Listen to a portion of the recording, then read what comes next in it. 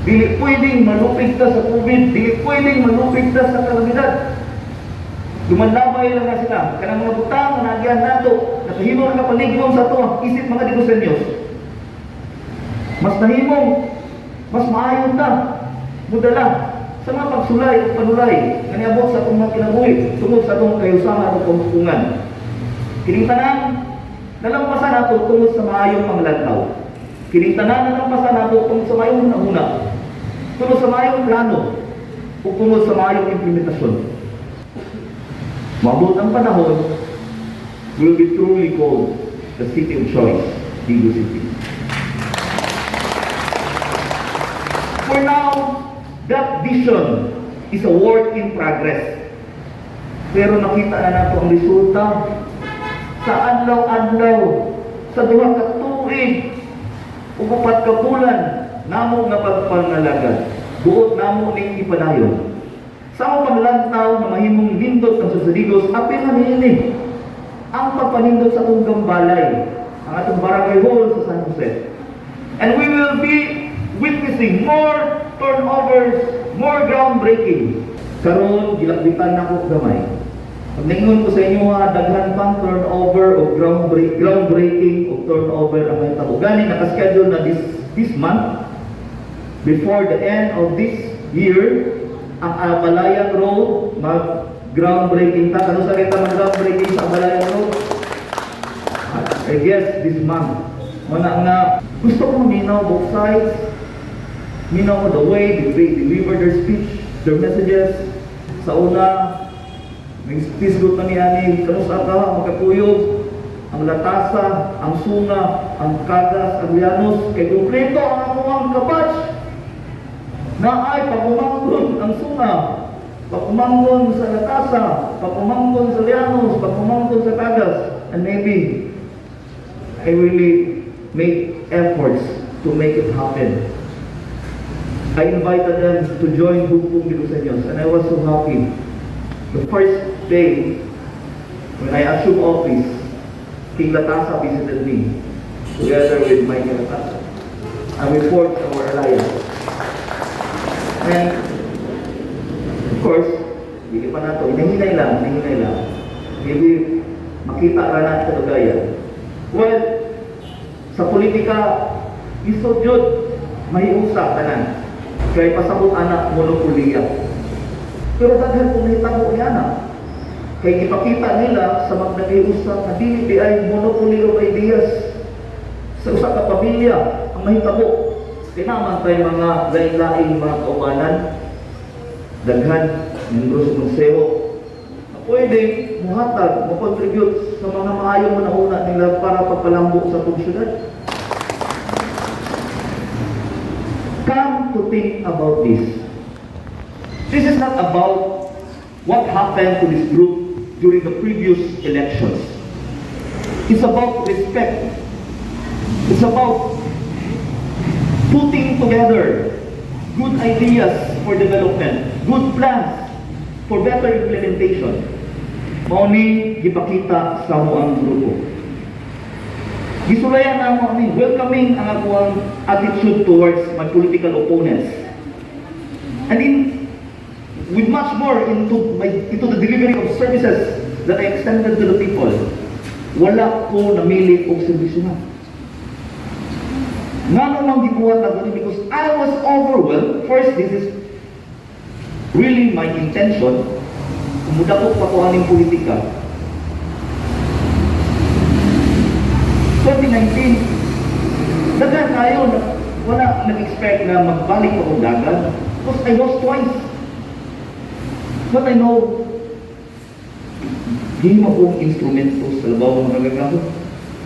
Nag-timing ako ang mayor sa panahon sa kalamidad na naabot sa Digo City. Because God knows my heart as a leader, as an ordinary person. Wala'y maka-challenge sa akong pagkatao, sa akong pagkabuta, sa akong pagkamangyatago, sa akong pagkamanulugon. And I dare everyone to challenge that. Si Kimsa diri sa Digo City. No, me. My classmates know me. Buutang ni sila, pero kubalo sa buutang ko to.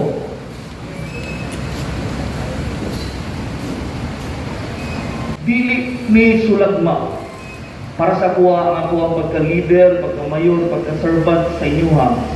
Gihatag ni sa labaw makagagahong sa kuha. And I have that conviction. Kung sana lang ka, kung gain ang naglingkod panahon ani mga kalamidad. Dili na mga kalamidad kay non-stop. Uy, unang gikan sa linog. Landslide. COVID. Samtang nag-COVID, landslide, baha. Hangtod garo. We have a better facility. I'm proud of that. We are awarded twice by the Civil Service Office sa ato ang pag-operate sa ato ang Digo City Isolation Facility. One of the best in Davao Region.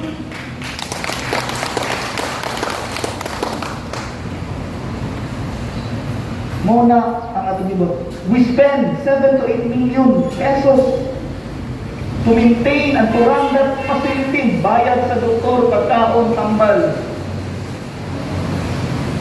Yet, we're able to provide more projects, more services, despite the calamities. And many people were amazed why it happened in Digo City. Diwa pa na nahitabo, nakaplano na tadaan kung saan pagpadagan ang Digo City.